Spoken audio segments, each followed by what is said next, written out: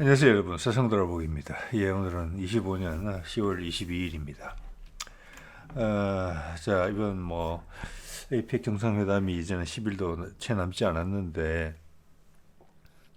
미국과 북한이 만날 것이냐, 지금 만날 것 같다는 신호는 강하게 나오고 있죠. 주류 언론에서는 다루지도 않고 있지만 이 세상에서 제일 중요한 일입니다. 현재 우리나라에서만 제일 중요한 일이 아니고, 자, 어제도 이제 말씀을 드렸지만 지난번에도 판문점에서 한번 만난 바가 있기 때문에 이번에도 똑같은 식으로 만남을 해가지고는 과거 같은 어떤 파급력을 못 가질 것입니다. 그리고 미국의 입장은 훨씬 더 그때보다는 위태로워요. 결과물을 내야 됩니다. 지금은. 그래서 밥이 움직이고 있는 것 같아요. 그래서 김용범 정책실장은 다시 미국으로, 그리고 강훈식 비서실장은 APEC을 앞두고 있는 이 중차대하는 시기에, 정책실장도 어떻게 보면 마찬가지죠. APEC 정상회담에서 논의해야 될 의제들에 대해서 고민을 해봐야 될 거잖아요. 근데 그 핵심 인사 두 명이 대통령실에 각각이 커트렸어요. 예, 사실과 다른 이야기를 하면서 제가 보기에는, 자, 그 이야기를 좀 해보려고 합니다. 그리고 오늘 또 북한이 탄도미사일을 쐈어요. 근데 아까 주식시장을 보니까 주가는 약간 어제부터 살짝 떨어진 걸로 출발해가지고 계속 올라갔어요. 금값이 폭락을 했어요. 탄도탄 영향 없어요. 탄도탄 왜 쐈지 그러면? 이런 것도 궁금한 거죠. 자, 그런 거에 대한 제 생각을 조금 말씀드려 볼게요. 자, 이제는 시기가 만약 경주 APEC에서 트럼프와 김정은이 만난다고 한다면은 이제는 10일도 채 안 남았기 때문에 이때는 행보가 노출될 수밖에 없다. 그렇지만 그것은 전부 다가 트럼프가 한 일로 돼야 되기 때문에 우리 지금 주요 인사들은 거짓말인 듯 아닌 듯 하면서 역할을 하고 있다. 자, 이거가 뭐냐면 우리가 이걸 중재하고 있다는 것입니다. 중재하고. 그래서 양쪽으로 다 뛰면서 움직이고 있는 거예요.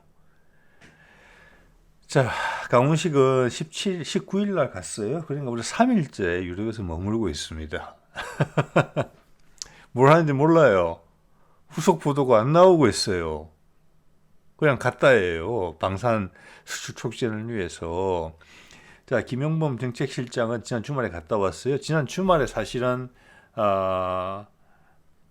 강훈식은 비서실장은 유럽으로, 독일로. 예, 여러분 독일 생각해 보셔야 돼요. 독일은 남북과 동시 수교하고 있는 나라입니다. 그리고 김용범 실장은 미국으로 날아갔더랬어요. 강훈식은 계속 머물고 있어요. 거기서. 김용범은 돌아왔어요. 그제 다시 갔어요. 자, 여러분, 강훈식은 비서실장이고 거기는 정책실장이에요.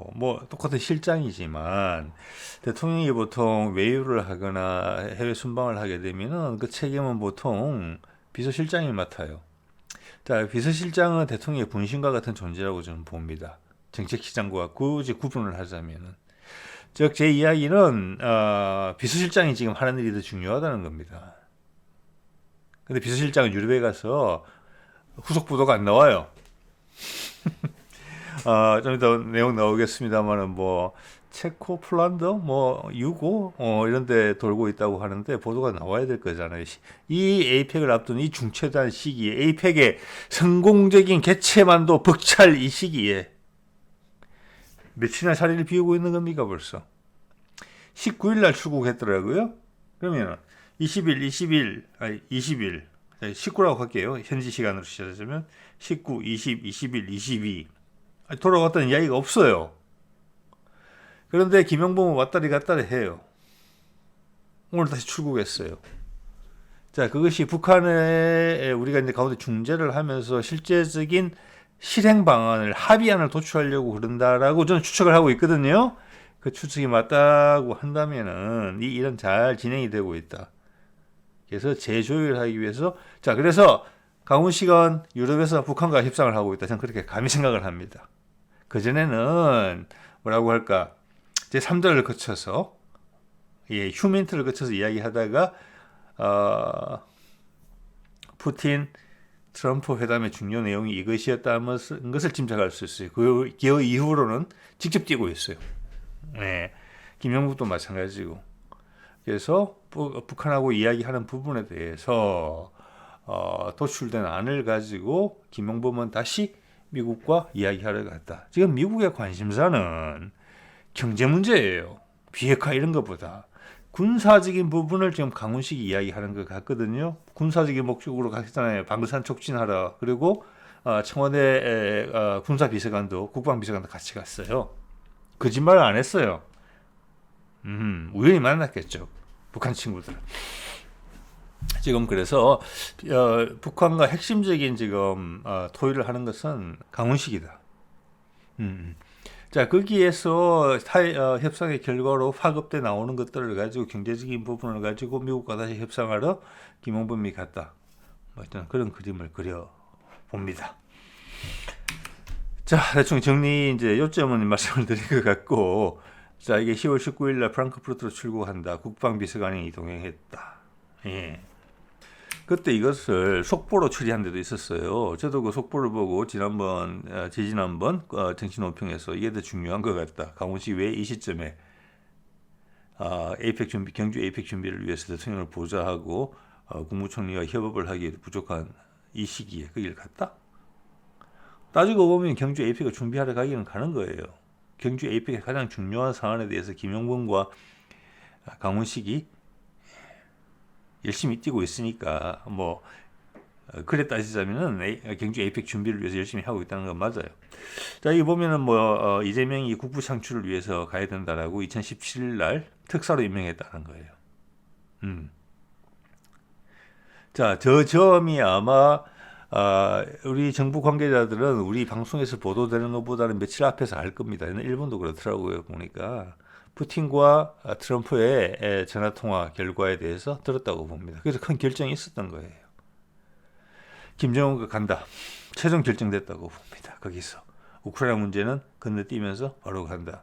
그리고 나서 당장 트럼프가 우크라이나를 대하는 태도가 달라졌죠. 공격적으로 바뀌었죠. 그리고 강훈식이 움직이고 김용범이 움직이는 거예요.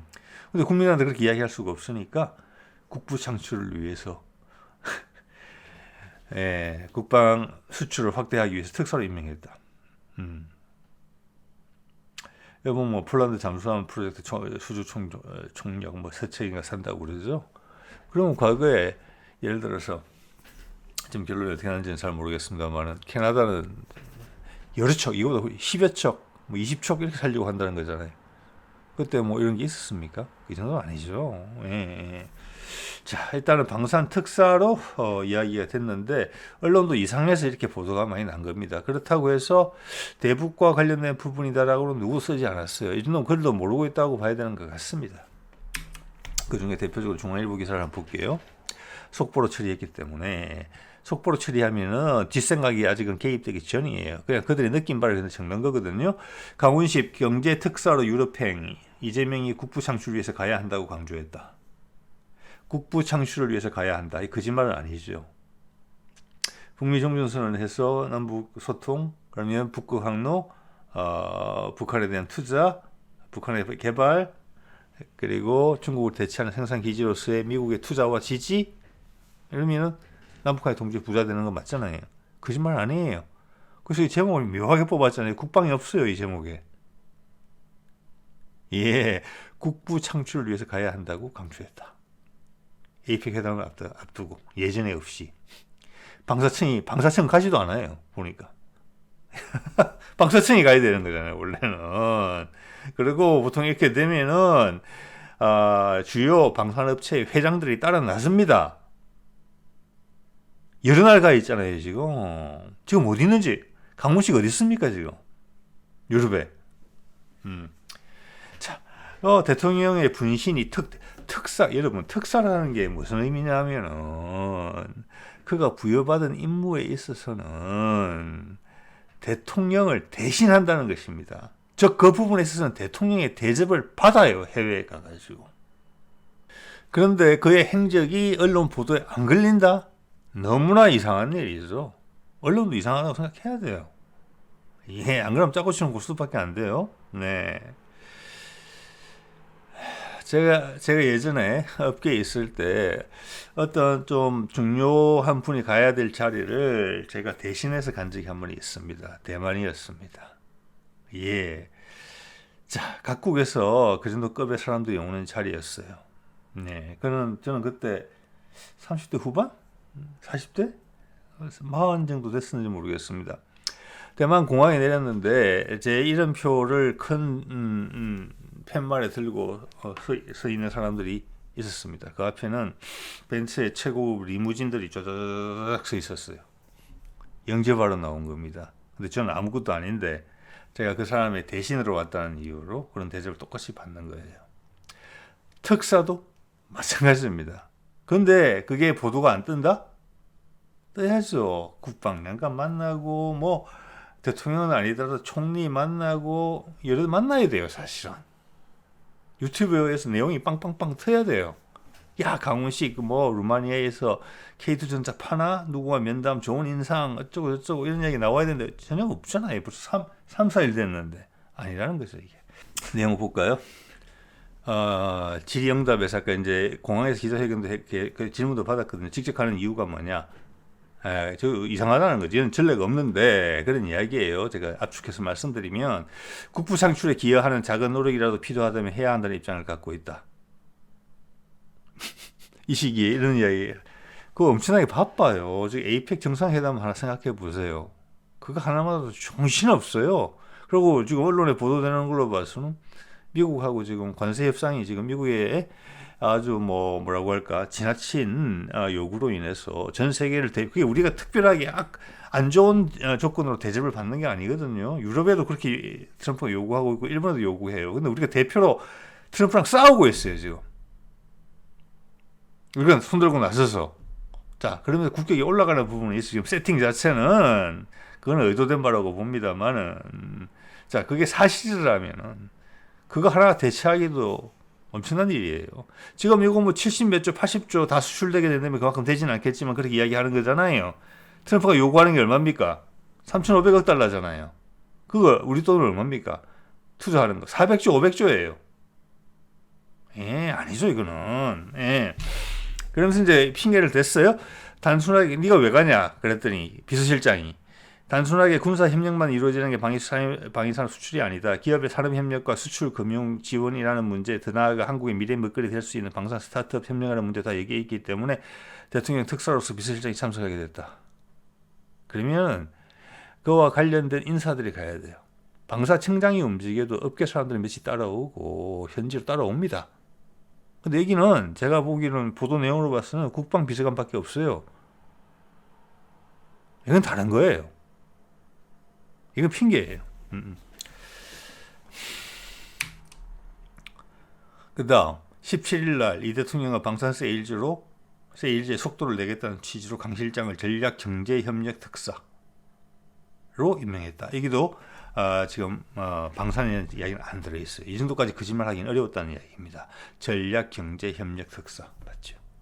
아까 말씀드린 대로 북미 종전선언을 하면은 북한에 대한 투자, 우리 기업의 투자, 미국의 기술 지원, 미국의 투자, 그리고 북극 항로를 포함한 무역 루트의 개통, 차세대 에너지로의 전환, 이런 것들이 맞물리기 때문에 전략경제협력특사 이 거짓말 아니에요. 되게 조심하고 있다는 느끼시거든요. 나중에 문제가 되면 핑계댈 수 있는 것들을 다 만들어놨다고 봅니다. 그래서 이 17일은 뭐냐, 시기도 비슷해요.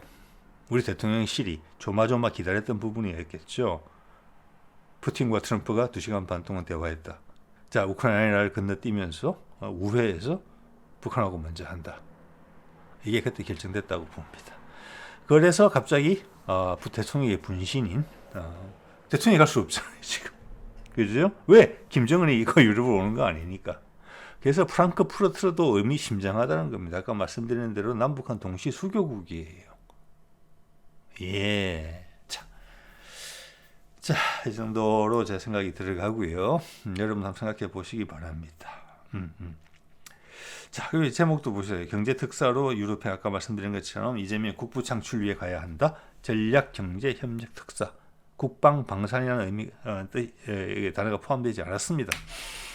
자, 그러자 북한에서 오늘 6발의 단거리 뭐 탄도탄을 쐈다는 보도가 났어요. 평양 정도에서 쏜 것 같습니다. 평안도에서 동북 방향으로 쐈다고 해요. 예. 그런데 350km 정도 날아간 것 같은데 이것은 여러 가지 조절을 했다는 느낌이 들어요. 제 눈에는 남쪽으로 쏘지 않은 거예요. 이것을 예를 들어서 동남 방향이나 서남 방향으로 쐈다 이러면은 남쪽으로 날아오는 게 우리한테 딱 잡히게 돼요. 레이더에. 또 인공위성도 있잖아요. 이제는 우리 정찰위성도 미국 것도 당연히 있고. 그런데 북쪽으로 쐈어요. 평양에서 쐈어. 또 하나 바다로 가지도 않았어요. 일본을 자극하지도 않았어요. 지금은 일본을 자극할 필요가 전혀 없다는 거예요.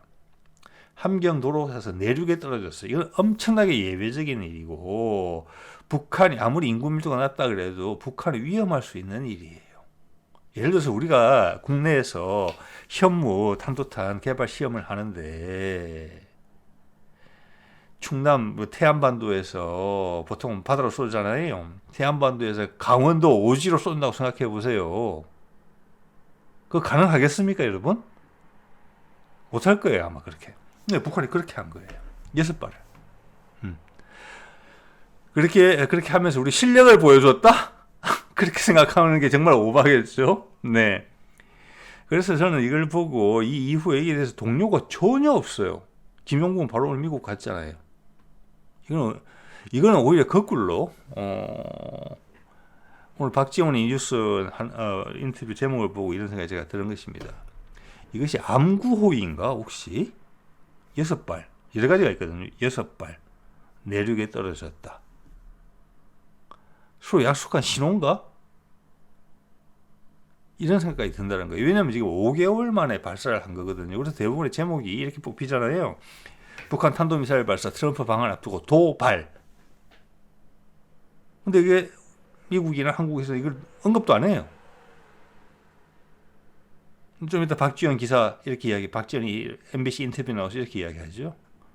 트럼프, 김정은 만날 것. 이거는 축포인가? 예, 그건 알고 있다는 것입니다, 박지원. 그래서 제가 그 이야기가 생각이 나는 거예요. 아, 이게 암구호인가? 타협됐다는 뜻인가? 예, 이런 생각까지 하게 되는 거예요. 네. 자, 그러면서 350km 비행, 해상이 아닌 내륙으로 쏜 함경도에 떨어졌다 말씀드렸죠. 5달 만에 발사, 트럼프 방한 앞두고 도발. 미국의 논평 아직 나온 거 못 봤습니다. 시차 때문에 그런가요? 그럼 김용범이 부랴부랴 그걸 설명하러 거기 갔을까요? 아니에요. 그냥 이건 상관이 없어요. 그래서 오히려 이것은 이렇게 되면 북한이 이렇게 하기로 한다. 왜? 지금 트럼프가 연막탄을 치는 이유가 뭡니까? 일부 세력이 이걸 알면 안 되기 때문에. 드라마틱한 장면을 연출하기 위해서라고 저는 계속 그런 의견을 내왔습니다. 그것과 같은 거예요. 그래서 이런 것으로 당연히 강훈식이 유럽에 가서 북한과 어떤 식으로 접촉을 한다면 그건 극비 상황이죠. 예. 자, 그래서 북한이 미국에 대해서 의사표명하는 방식으로 했다, 그것을. 그러면 암구호랑 같다. 어떤 의미인지는 그들이 알 것이다. 그렇지만 다른 정황으로 봤을 때 탄도탄 6발 발사한 걸 가지고 흐트러진 게 없었다. 심지어 주식시장마저도. 예, 이제 조금씩 더 노출되고 이제 에이펙까지 그걸 견디기가 어려울 것 같아요. 막아서기가. 네. 계속 비밀로 붙여두고 감추기가. 왜? 중요한 일들을 해야 되거든요. 정부가 움직이는 거 있잖아요. 여러 나라에서. 그리고 지금 강훈식 아까 말씀드린 정책실장 움직임이 보이잖아요. 자, 끝까지 에이펙 정상회담 그 순간까지 트럼프와 김정은이 만나서 뭔가 발표를 분명히 한다는 것을 알 수가 있어요. 네. 자, 이것은 지금 이제 여러분 그거 기억하셔야 돼요. 지난번 이재명이 미국 가서 트럼프 만났을 때 강훈식 비서실장이 예외적으로 동행을 했어요. 평소 같았으면 한국에 남아 있어서 대통령의 대리 역할을 하고 있었어야 돼요. 그만큼 중요했다는 겁니다. 그 결과물이 강훈식이 가서 많은 행동을 했을 거예요. 언론에 전혀 보도되지 않았죠. 강훈식이 한 것은 그때 미국의 비서실장과 핫라인을 개통하고 왔어요. 그전까지는 안보실장 차원에서의 한 라인이 유지되고 있었죠. 한국과 미국 사이에. 군사적인 문제, 대치 국면에 빨리 전환할 수 있게. 근데 이번엔 비서실장 차원에서 한 라인이 개통되어 왔다. 통화 늘 한다는 거죠. 그것은 뭐냐? 군사 문제뿐만이 아니라 모든 분야를 다 아우른다. 그만큼 우리가 이야기할 일이 많다는 의미였잖아요. 자, 그래서 이 전체는 강훈식이 다 알고 있는 겁니다. 중요한 협상에 나서고 있어 유럽에 가서. 그리고 거기에 대해서 미국하고 이야기를 하고 있고 구체적인 현안 부분에 대해서 끝난 줄 알았던데 다시 새로운 문제가 발생해서 김용범이 다시 미국을 갔다. 이렇게밖에 생각할 수가 없어요. 말씀드렸죠. 지금 하는 관세 협상이나 이런 것은 며칠 전 트럼프의 발언을 소개해드린 것처럼 이런 관세에 이렇게 오래 갈 수 없다. 트럼프가 인정했다잖아요. 그럼 누구나 봐도 다 그렇죠. 유럽도 믿지 않아요. 이렇게 현금으로 뭐 몇천억 달러 투자하라고? 우리가 대표로 나와서 싸우는 모습만 연출할 따름이죠. 네. 그래서 지금, 에이펙 정상회담에서 트럼프와 김정은의 만남이 훨씬 중요한 것이고, 미국의 경제와 정치적 입지에 있어서, 그 나머지는 순간적으로 사라질 것입니다. 그게 며칠, 수명이 한 10일 정도 남은 거예요. 예, 관세 대혼란이. 이걸 가기 위해서 이때까지 연막탄의 대표 케이스가 관세 부분이잖아요. 자, 그 미국 국내 정치 부분에 있어서 전혀 다른 모습을 아마 보여주게 될 것이라고 봅니다. 트럼프가 이번에 무난하게 잘 끝난다면은. 자, 그걸 위해서 지금 사실은 미국과 한국 간의 TF팀이 있어서 계속 조율하면서 계속 움직이고 있다. 그 주요 멤버는 강훈식과 김용범이다. 이렇게밖에 볼 수 없어요. 현재 강훈식은 군사 분야에 관련해서 북쪽과 어떤 식으로 협의를 하고 있고, 김용범은 미국과 가서 경제적으로 어떻게 할 것인가. 그 두 가지가 다 중요하죠. 미국한테는. 더 중요한 건 경제를 어떻게 보면. 예. 자, 박지원이 오늘 MBC 뉴스에 나와서 이런 이야기를 했다고 제가 제목만 봤습니다. 북미사일 예포를 쐈다? 예포라고 이야기를 했어요. 저는 암구 아닌가 이런 말씀을 드렸죠. 오케이다라는 것이, 저는 오케이라는 신호라고 봅니다. 예.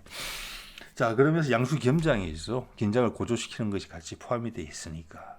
그만큼 긴장이 고조되고 갑작스럽게 변해야 된다는 것. 전격적으로 뭐가 일어나야 된다는 게 중요하다는 것을 보여주고 있다고 봅니다. 트럼프, 김정은을 만날 듯. 저도 그렇게 생각합니다. 예. 자, 그리고 김용범이 다시 미국을 재차 출국하면서 왼쪽이 김용범, 오른쪽이 통상산업부 장관입니다. 예, 보세요. 협상 사흘 만에 다시 방미. 이것은 촉각을 다투면서 북미 간의 마무리가 돼가는 쪽으로 급격하게 진행이 되고 있다. 푸틴과 트럼프의 통화 이후에. 예, 그래서 긍정적인 방향으로 추가 협상을 하려 한다. 김용범 밑에 이렇게 이야기했죠. 쟁점 타결이 목적이고 정상회담 합의 발표를 기대하고 있다. 자, 이것은 긍정적이다라는 것을 우리한테 암묵적으로 알려주고 있어요, 이 사람이. 전체적인 분위기가 긍정적이라는 것을. 뭐가 잘못돼가지고 내가 연방연방 가는 게 아니라고 이야기하고 있고, 또 하나 에이펙 정상회담에서 통상과 안보를 아우르는 합의 발표가 기대. 한국과 미국? 북한이 없이 안보를 이야기할 수 있습니까? 이거 김용범이 말 많이 해주려고 노력했다고 봅니다. 이거 한 패키지죠. 북미 종전선언의 목표가 이거 아닙니까? 통상과 안보를 한 번에 아우르는 거. 벌써 이야기 다 나왔죠. 지금 그 이야기 나오는 거잖아요. 지금 언론에서 어느 정도 예상하는 부분은 그건 것 같아요. 한미 원자력 협정 개정하는 거. 그것은 재생에너지로 넘어가는 것의 한 방편이에요. 수소, AI, 데이터 센터, 그게 필요한 전력, 그게 재생에너지 이런 식으로 묶일 가능성이 커요. 자, 그리고 나머지 부분은 핵심 부분은 이런 거겠죠. 그리고 제가 좀 전에 말씀드린 부분은 지난번에 윤석열이 미국의 압박에 의해서 이야기했던 담대한 구상, 미국의 의도가 드러났던 부분이죠. 3, 4년 전에 했던 거고. 거기에 주요 내용이 뭐냐? 미국이 북한에 대한 인프라 투자. 자, 이번에 또 하나 더 붙여진 것은 미국도 같이 들어간다는 부분. 자, 주한미군 감축. 이런 부분들이 언급될 수 있다고 봅니다. 전시작전 통제권 이런 거 포함해서 다 한 묶음이니까 그런 것들이 그게 통상과 안보를 아우르는 합의 발표 기대 아니겠습니까? 한국에 투자를 하고 미군은 빼는데 우리한테 우리 군을 미군이 조정한다? 그건 더 완전히 말이 안 되는 거잖아요. 그래놓고 북한하고 파트너가 돼서 북미 평화 협정을 한다. 남한군을 컨트롤하면서 말이 안 되죠. 예. 자, 그런 이야기들이 진행될 수 있다라고 지금 안보라는 단어를 넣었다는 거. 통상과 안보를 아우르다. 통상과 안보를 아우르는 합의를 하려면은 그렇죠. 북한이 들어가야죠, 여기. 예. 자, 그리고 또 하나 중요한 신호는 금값이 12년 만에 최대 폭락을 했다. 5년과 5%, 6% 정도로 제가 기억이 나는데 안전자산 심리가 약화됐다. 미국 경기가 좋아졌다. 그래서 안전자산에 묶여있던 저 금에 묶여있던 돈이 금을 팔고 나가서 쉽게 말해서 주식을 산다. 이런 뜻이에요. 왜? 주식 투자를 해서 수익률이 더 많을 것 같기 때문에.